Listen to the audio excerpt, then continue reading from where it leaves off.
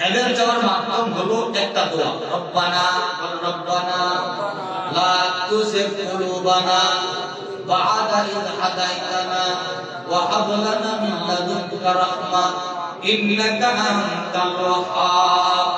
আল্লাহ রাব্বুল আলামিন বলেন, প্রত্যেক সালাতের পরে আপনারা এটা করবেন।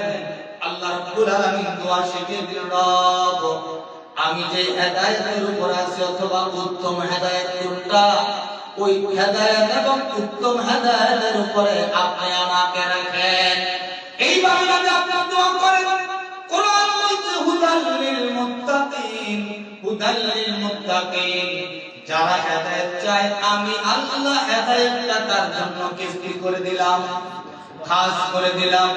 যদি আপনি হেদায়েত চান, এজন্য প্রত্যেক সালাতের পরে পড়বেন, রব আমি যে আমল করি, আমি যে আখলাকের উপরে আছি, আমলের উপর আছি, আমি যে ইবাদতের উপর আছি, আল্লাহ আমি জানি না কতটুকু সঠিক কতটুকু বেঠিক, তবে যে আমলটা সঠিক ওই আমলের উপরে রব আপনি আমাকে রাখেন।